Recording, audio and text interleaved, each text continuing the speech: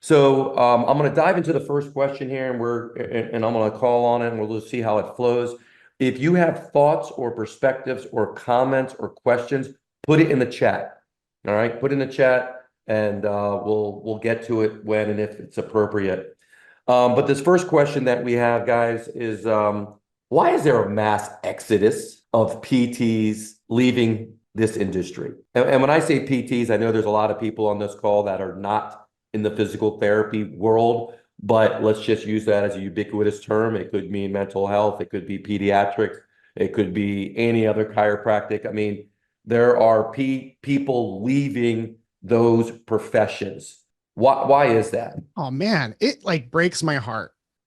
And there's like this part of me, if I'm being really honest, like there's this side of me that's like, yeah, it's because I can't blame them because they're coming in with all the student loan debt and they're coming into a job where we're doing the best that we can, but honestly, we're not managing them well. We're barely surviving as owners. So how can we expect that we're going to bring on a physical therapy graduate and be able to help them progress when we don't know how to progress ourselves?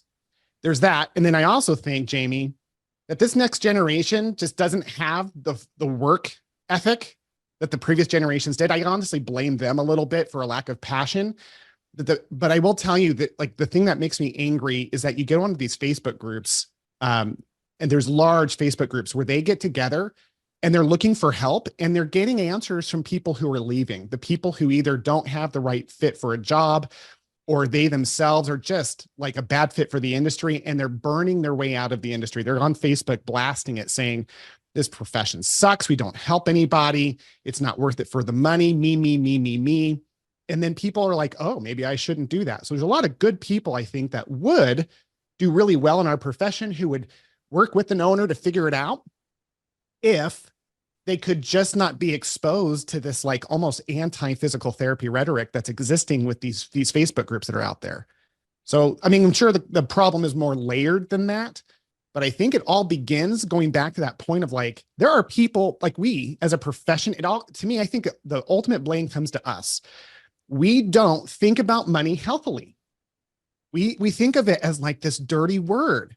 Like when I go speak to universities, I'll say, I want everyone here to make as much money as possible being a physical therapist. And they're like, whoa, how dare you? And it's like, no, man, I think how we think about money has got to shift as an industry. We got to be willing to do it ethically. I'm not saying we go out there and see 100 patients a week with no techs and one PT, but I'm saying we got to start changing it on our end before we can expect them to see the vision and stay. Jason, what are your thoughts? I don't think it's exclusively about money, no, because there are a lot of therapists that are after work-life balance more than a paycheck. And ultimately, at the end of the day, what they want is to have as much time off as they would like to have, even if that means working less. Here's an example.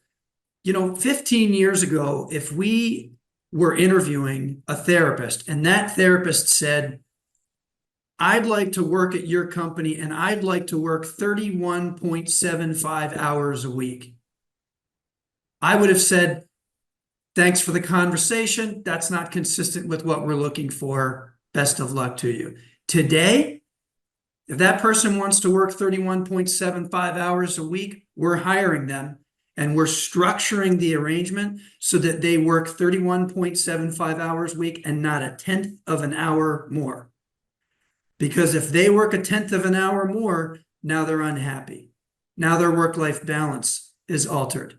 Now they think it's our fault that their work-life balance is altered. So there's been a massive shift over the last 15 years. So it can't be about money because we have large percentages of the workforce purposefully looking for employment where they can work less. That being said, I think we have to say, all right, well, then what's going on here exactly? Where is this coming from? Back to your point, Will, when you said you went and I think you said you were lecturing or you were doing a talk at a university, right? And you said, I want everybody to make as much money as you can. And you said everybody gasped. Yeah. You know who I think was gasping the most? The professors in the PT program. And so I think that's one of the things that we have to talk about that is not popular to talk about. What is academia telling the next generation of therapists that is different from what the real world is introducing them to? And I think that's a big reason why we're losing therapists, because they're being programmed a certain way. You know, I about 10 years ago, I was doing a lecture at a PT practice, and I heard one of the professors after I finished my lecture. It was not an academic lecture. It was not a clinical lecture. It was a lecture on how to pay your loans off. So it's sort of a practical application thing. And the professor, after my lecture, got up front, thanked me for the lecture, and had a great relationship with this professor. And he said, these are his words, quote, "If you ever find yourself in a practice being asked to treat more patients than you're comfortable treating, get out of there as fast as you can." If you were, and I'll pose this question to everyone, has anyone asked you that's interested in going to school, let's say PT school, I'm interested in going to PT school, what have you told them? I can tell you what I told my son who asked me that question. What do you tell your son? I said, if you can get through PT school with your total debt load equal to or less than your first year's salary, it makes economic sense to do it. If you can't, it doesn't. And that's part of the challenge of our profession, because the average PT graduate has over $120,000 in debt, but isn't making anywhere near that as a new grad. So it's not a good value proposition. That's the challenge. Respectfully disagree with you, brother. I appreciate where you're coming from on seeing that perspective, but I told my son, I told him, I said, listen, this is the best time to become a physical therapist since the history of becoming a physical therapist. An unpopular opinion, I know, but here's why. Is because if you know how to go into entrepreneurship, if you know how to do a few things that most of the industry is too unwilling to look at, you can dominate. Look at the factors, guys. The population's getting older. They're getting older and older. The demand is growing so intensely that the US economic surveys are projecting that there'll be a deficit for physical therapists for the next 40 years. Our service is high in demand, and we get devalued and devalued and devalued. So there's two elements here. I think anyone who becomes a PT right now has an opportunity to thrive if they're willing to think about money the right way and get rid of all that crap that they learned from the educators. I agree with both of you guys. The educators are absolutely the number one problem in our industry. I love them as individuals. And I will say over the years, I've seen them get more entrepreneurial because they have to, but it's still this money shaming thing. And I want them to say, listen, it's wrong to overbill just as much as they say it's wrong to underbill. Mm-hmm. And if we could balance this out and be like, now listen, let's talk about how you guys are going to pay off your student loans by becoming entrepreneurs or intrapreneurs in one of your companies, guys, then we'd start to change our mindset around money. Because listen, it's like we start losing our perspective of what's possible across all of these layers. Like as students, they're told money is bad. If you're seeing more than one patient an hour, you're evil. Guys, I've coached companies in New York State where they're seeing a minimum of 80 visits a week and their PTs are kind of burning out. I've coached so many practices in Alaska where they make $250 a visit. I'm willing to bet no one on this call is from Alaska because they're not struggling. You are? Congratulations. I'm so proud of you. Here's what's funny. Those practice PTs are burning out at 38 to 40 visits a week. Almost half. It's a mindset thing for sure. And it's got to start with us as the experienced entrepreneurs to start shifting that and calling out the educators. And there's look, when it comes to APTA, I'm just going through topics. When it comes to the APTA, I feel very strongly that we should support it. And it's not helping in many ways. I think that we have to support it first and change it from within, because we got to start getting louder about changing the mindset on the educational level and start being proponents of our own industry and saying, no, you got to get in it. And there's a fortune of impact and income for you if you're willing to think a certain way. And that looks like becoming an entrepreneur and hiring guys like Jamey. There's a lot of great coaches out there. And I'm not saying this because we have anything professional. I wouldn't say this unless it was true. Jamey is like the real deal when it comes to that. Jason is as well.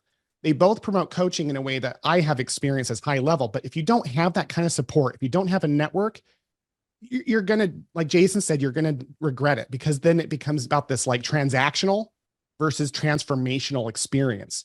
Transactionally, it doesn't make sense, right? So yeah. How much is it the responsibility of the owner to provide, to fix this problem, to provide that? In other words, you know, when I work with clients, I'll just share my own experiences. When I work with clients, one of the first things I'm doing in quote, assessing them, is I'm assessing their money roadblocks, what their own money issues. Because if you have deep-seated money issues, then you're going to resist certain things to make money. You're going to resist to certain activities to make money. Once you kind of address those, it's really about the owner looking at, what are you providing that's meeting the needs of the people that are coming out?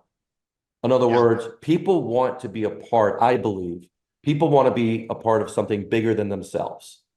They don't want the 9 to 5 clock in, clock out, and there's nothing really separates you from the million other practices in your area.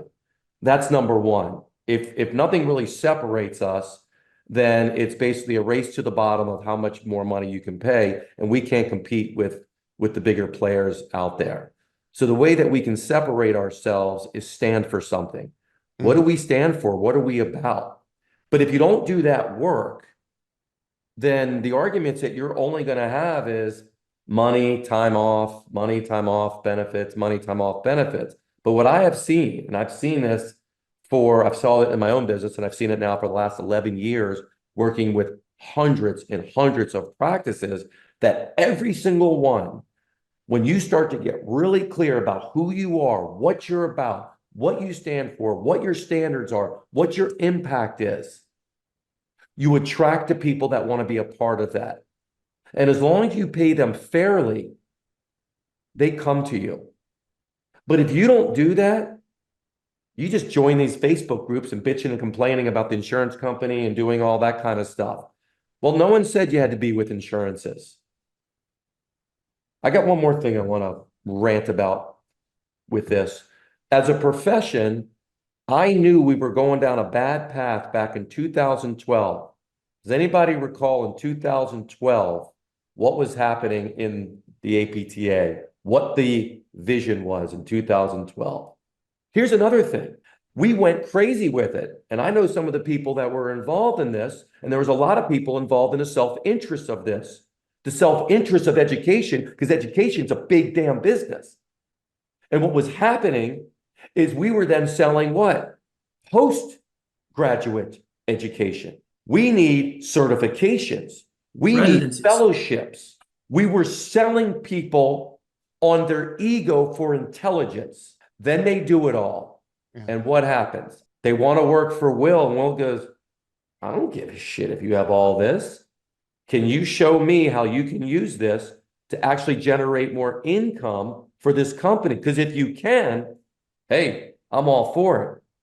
But if you don't know actually how to sell, market, or promote anything you do, but you think people should just come to you, you have a bunch of credentials after your name, which don't get me started on the 26 letters that we have after our names, and we wonder why we're in this place, instead of putting that same effort, money, and resources behind figuring out this, our entire profession is based on a third party that is listening to people with deep pockets. And we're all scattered around as individual practice owners, bickering between us. I think it's ironic that you just mentioned the fact that like the universities that are perpetuating this like money shaming idea are doing it for the money, like for profit. Yeah, what are they doing? They're creating, like you said, all these secondary, all the alphabet soup. And I love that you said ego, because ego is just a compensation for insecurity, right? You know how it's like to graduate from school. Oh crap, I don't even know what I'm doing, and I'm seeing patients. So maybe if I get a lot of letters behind my name, what we should be teaching them in the universities is how to sell patients. Oh no, I said another dirty word, sell.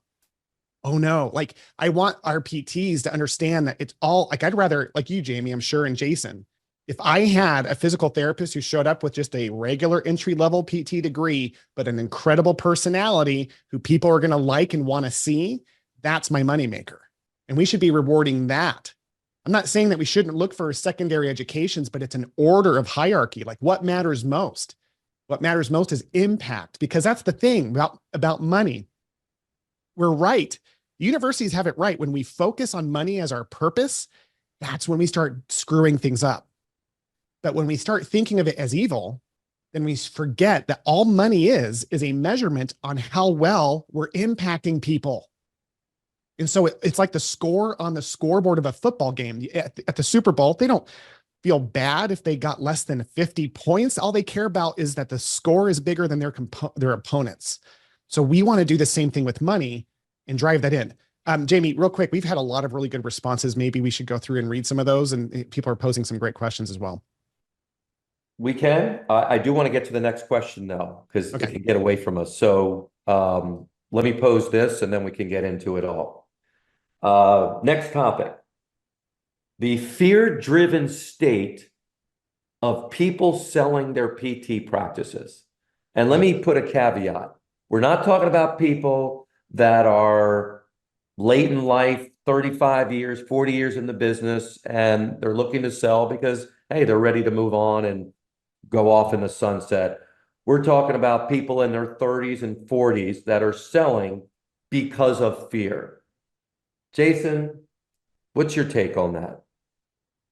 Yeah, so we have to have I think we have to have a massive shift in how we think about practice ownership today and how we think about how we're interacting with our employees. Because you're right, we have a lot of owners who have painted themselves into a corner by giving their employees everything that they think they want, and they still leave.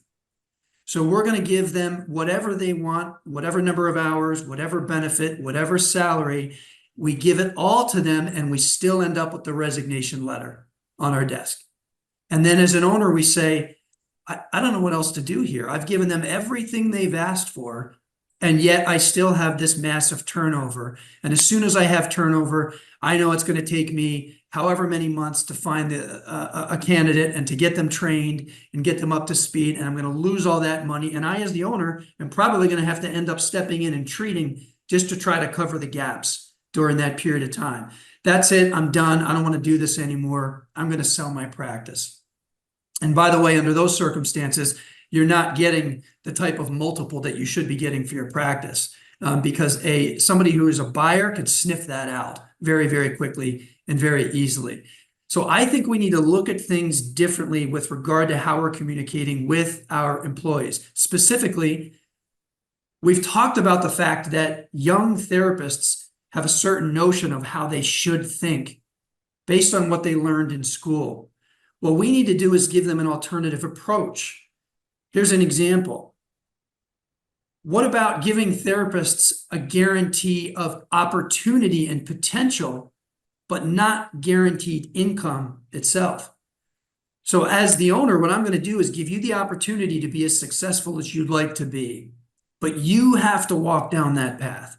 You have to pull the levers. You have to do whatever's necessary to be as successful as you'd like to be. What I'm not going to do is just write you a check because you think that your alphabet soup behind your name warrants an automatic $10,000 raise. I'm not going to do that. We're going to pay you according to what you're generating for the practice, what you bring, your unique skills, the fact that you're bringing in patients that we would not otherwise be able to see. Those things have monetary value, but I'm not just going to pay you more because you didn't leave last year. But that's what's happening. And so the fastest way to go out of business is to raise yourself to death. Every year, 3%, 4%, 5%. And then you wake up 10 years from now and realize you've got all these people that didn't leave, which theoretically is a good thing.